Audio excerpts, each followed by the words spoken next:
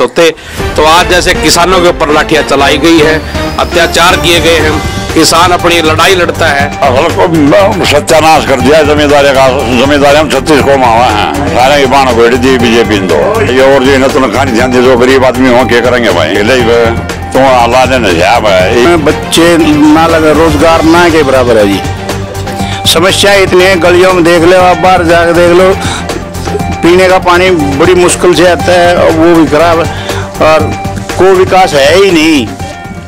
इस वक्त हम गांव चिड़ाना में मौजूद हैं। ये भी बड़ौदा हल्का के अंदर में आता है और यहाँ पर कुछ लोग यहाँ पर मौजूद हैं, हुक्के के बाहर सब बैठे हुए हैं। तो जानते हैं कि इनके गांव में क्या माहौल है, किसको ये लोग वोट देंगे और क्या कारण है जिस भी पार्टी को ये वोट दे रहे हैं, जिस भी उम्मीदवार को वोट दे रहे हैं उसके पीछे का। सबसे पहले मैं आपके पास आना चाहूंगा सर। नमस्कार जी। पहले तो नमस्कार जी। सर, क्या लगता है गाँव चिड़ाना का माहौल क्या है इस बार?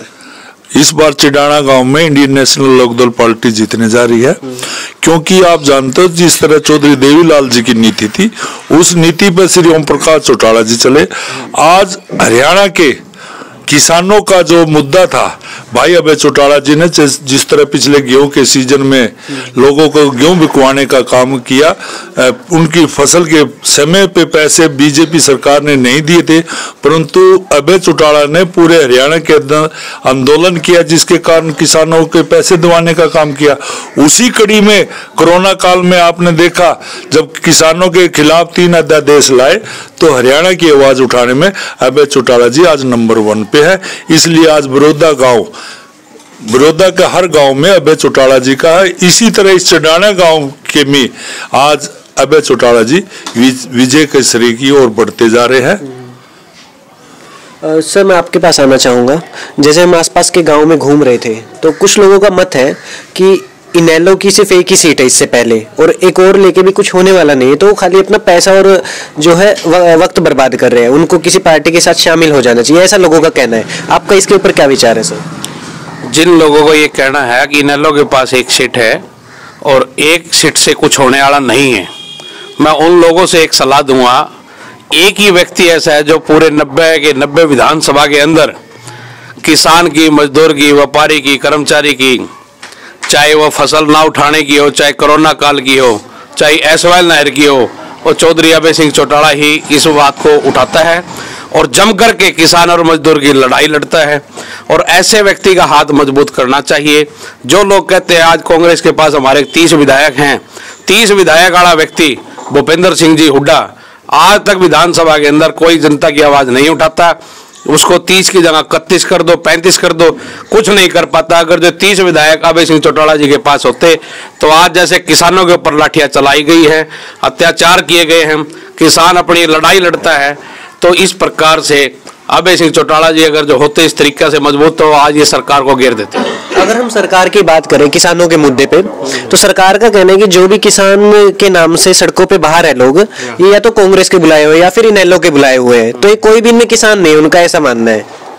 उनका मानना ये गलत है। जितने भी हैं जो सारे साथी किसान हैं, और किसानों के ऊपर जो लाठियां चलाई गई हैं, ये अपने हकों की लड़ाई लड़ रहे हैं। और बीजेपी और कांग्रेस की एक ही नीति रही है, जो ये अध्यादेश है। पहले ये कांग्रेस ले आना चाहती थी, ये नहीं लेके आए, अब ये बीजेपी वाले ले आए। सिर्फ किसानों के साथ तो अगर जो कोई पार्टी खड़ी है तो इंडियन नेशनल लोकदल, चौधरी ओम प्रकाश चौटाला और भाई अभय सिंह चौटाला जी खड़े। अंकल जी, इसी गाँव के आप? हाँ भाई। क्या लगता है किसको वोट दोगे? अबे चौटाला देंगे भाई, इंडियन नेशनल लोकदल देंगे। तो क्या कारण है इसका? कारण के जट्टा किसाना का यो है, मजदूरा का यो है, भला कर सके, आवाज उठा देगा और करे तो केगा बेचारा, उन्हें कई सीट ले रहा है। और पिछली बार किसको दिया था वोट? कांग्रेस से दिया था पिछली बार कांग्रेस। इस बार उससे खुश को नहीं आप? ना, कोई खुश नहीं है। कोई खुश नहीं है। ताऊ जी, आप क्या कहोगे? आप भी भाई हो, चौटाला जी रहते हैं। चौटाला में क्या लगे गांव के अंदर आपके क्या समस्या है जिस पे आपने लगे कि एक एमएलए ने काम करना चाहिए? एमएलए ने काम देकर औरत यो 3 बार तो उठावा बना लिया, उसने नहीं हल्के में काम करा कुछ भी। जिस तरह के कमी के है अभी तक कमी क्या सारी है, जो कुछ काम नहीं करा, कुछ काम नहीं करा। एक कट्टा भी ना ले जा अपने करा, उन्हें शर्म मारेंगे भाई। वो भी कोई नंदे सर चुद गए। क्या का कट्टा? बाजरे का। मतलब फसल बिकट कौन लग रही है? फसल को सत्यानाश कर दिया जमींदारी का। जमींदारी हम 36 को मावा हैं सारे बाण गोड़ दी बीजेपी दो भाई छोम कही जा और गुना वो कही जा है।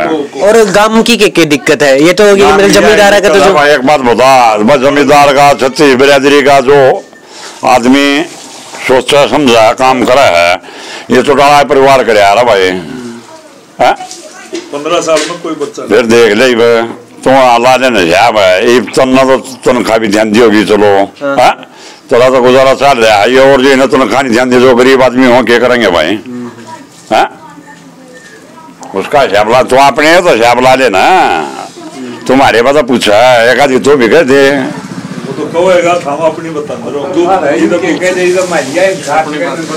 भाई साहब क्या लगता है, उम्मीद क्या क्या? एक तो जैसे जमींदारों की समस्या है फसलों को लेके, हाँ?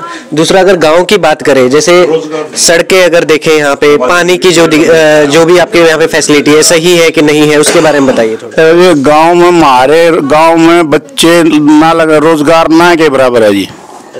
समस्या इतनी है, गलियों में देख लो, आप बाहर जाकर देख लो, पीने का पानी बड़ी मुश्किल से आता है और वो भी खराब है।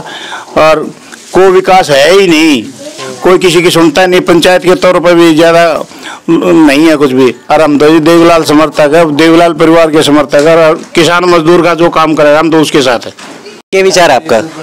विचार ये वोट तो इसकी देंगे हम, और जितना लेता ना उतना अपनी फसल पड़ी दिखा दें, इतना प्लाट में पड़ी है बाजरे फसल भी की को नहीं भी वो देख ले चले गए पूरे ले चल तो इसने न्यू का न्यू और 10-5 माह साल लेंगे उसके फोटो उतरवा लो, उसके न्यू देखो हमारी फसल क्यों कर पड़ी है बटौड़ा में, प्लाट में पड़ी है, बिक नहीं रही हमारी, क्यों नहीं बिक रही?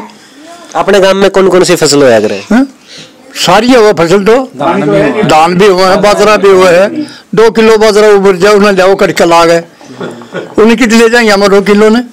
बीज खातर जरा नाग गए, बीज भी मोल लेना पड़ा है, बीज भी मोल लेना पड़ा है, 400 रुपया थैली लेनी पड़ा है बीज की भी।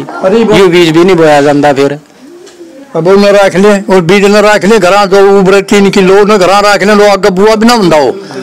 और वो देखो प्लाटा में चल के देखो अरे के वो देखो 1.5 लाख से कम 100 एकड़ ऐसी जमीन है जिसमें पानी का कोई 100 एकड़ जमीन ऐसी है गांव के नजदीक जहाँ पानी का प्रबंध नहीं है, वो खाली रहेंगे। तालाब से सापन का गांव वाला जो पानी नलियों हुआ जाता है उससे पड़े कर जब क्यों बोएंगे, नहरों में पानी नहीं आता सर। नहर में इसमें बंद करवा रहा कि बिजली वालों ने बरोटे अड़ाए थे, कब परसों 3 घंटे खुली थी, फिर आज फिर बंद कर दी। प्रशासन नाम की कोई चीज ही नहीं है यहाँ पे। आप एक बार हमारी फसल जो देख खाओ, हमारी चीज पड़ी है पूरा 10-5 माह हम साल थारी साथ उनके उम्र लोटो में, और हमने न्यू दिखाओ भाई ये पड़ी है ना पड़ी है, अब झूठ से साथ से उनके फोटो जोड़ो उन्हें देखो पड़िया में, उनके ऊपर का सूर भी आंदे डांगर भी आंदे, हमारी फसल से इतनी बर्बाद कर रहे हैं। मतलब फसल घरा पड़ी खराब होने लग रही, बिकट कौन लग रही? सब कुछ हो रहा है। आपसे मैं पूछना चाहूंगा एक सवाल कि क्या लगे एक इलेक्शन थे, एक सीट लगा लो अपने नल्लो जीत भी जावे, तो इससे फर्क कितना पड़ेगा? फर्क मतलब 8 तो लाओगा, मतलब कहीं दारी तो नहीं होगा, दिक्कत खड़ा हो जाएगा। मतलब हमारी फसल पड़ी है उसमें मतलब अड़े तो होगा वो कुछ न कुछ है, 8 तो ला देगा। मतलब एक और आपके बीच का छोरा चल जाएगा? नहीं हाँ नहीं एक सीट से आगे भी तो होगा इलेक्शन, फिर के ले लेगा 4 साल बाद फिर होगा इलेक्शन, फिर होगा दो फिर देख लेंगे मांगे कती फिर वो बार गली आवेंगे।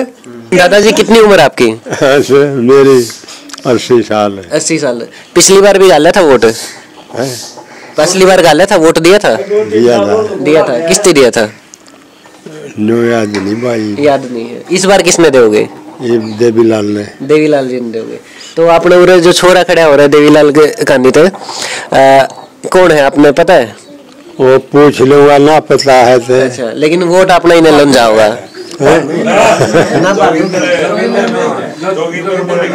देनी उसकी हमने थे कोई खड़ा हो कोई हो। बाकी आप क्या सोच के दिया करो वोट?